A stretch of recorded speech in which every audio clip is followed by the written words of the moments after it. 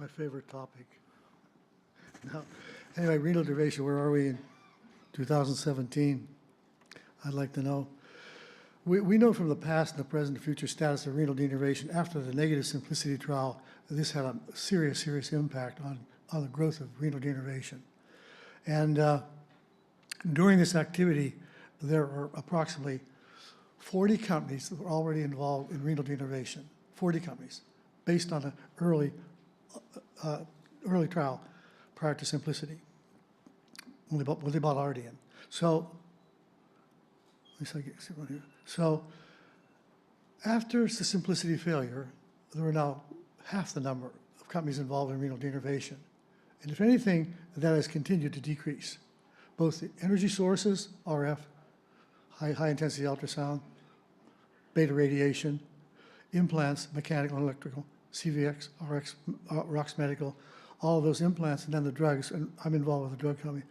So Northwind, Ablative Solutions, and other agents still have 3 methods of managing renal denervation. So we ask ourselves then, why did Simplicity 3 fail and also Kona fail right behind it? Well, we think now that we've analyzed this, it was incomplete denervation. The number of ablations was probably inadequate early on. And the population, lack of biomarkers, structural hypertension was included, and they don't respond to renal denervation.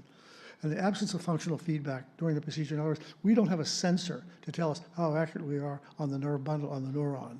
And that could be coming because we're working on that issue. And then the study design and the medication continual changes during the procedure and after the ablation. So quite a few factors accounted for the failure of that trial. And Kona Medical stopped randomizing completely when they had done 58 patients or so. And it became a serious situation where they knew they were not going to succeed in matching, the control wouldn't match. And they said it appears to be futile to continue. So they abandoned it, so Kona's out of it. One thing we did learn, I was getting an idea where the structural changes are in the nerve bundles and the sympathetic plexus are in the aorta as well as the perirenal structures. So we have an idea on that.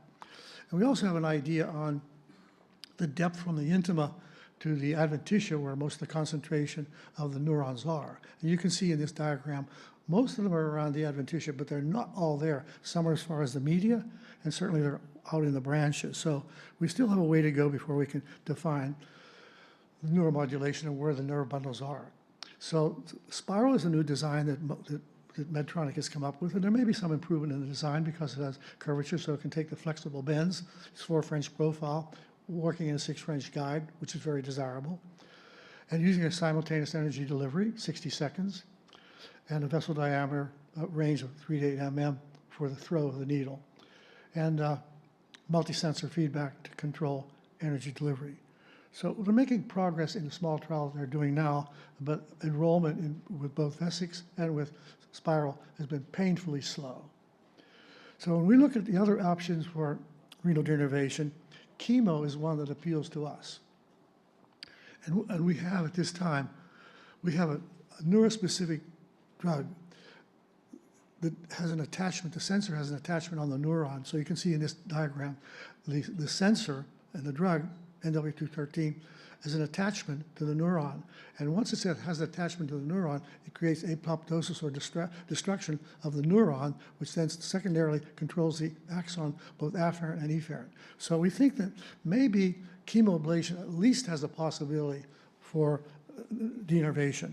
And if not there, we'll talk about where it might have an application other than in hypertension. So here then, quickly, denervation by the neurotropic drug. You can see the diagram here, the sympathetic plexus enclosed in the artery. And then subsequently, we're using a Mercator Bullfrog to deliver the microneedle. And we can control the throw of the needle. So you can see the balloon in the center there. And somewhere, you can see the center. So the balloon, and it has a microneedle here that will perforate the intima and carry as far as we like. 2 millimeters, 3 millimeters, or 4, we can adjust that. And then fortunately, the fascial planes in these vessels is horizontal, so it travels obviously horizontal, so we get a fairly effective control of the neurons at that site. And here's the bullfrog, how bullfrog functions. Here you can see the little needle perforating the intima, goes all the way to the adventitia, and then we deploy the drug at the adventitial site. and that obviously that creates total apoptosis of those neurons that are in contact with the drug. Show you a quick case, how it really works. So basically, this is a CT of the aortogram, getting an idea what the renal structures look like. You can see here, normal renal circulation on the right here, supplementary renal artery on the right as well, and we're ready to go. And you can see here how we have the 6-branch guide getting ready for pass in through the renal artery there, and then we pass the renal artery. You can see here the wire with the balloon on it, and then you see when we get to the site where we want, it's not working here. When we get to the site where we want, we blow up the balloon and then discharge the needle and deliver the drug at that site. It's fairly simple.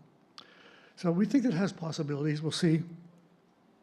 And all the other implants are interesting. You'll see where they're going. Here's one Mobius implant.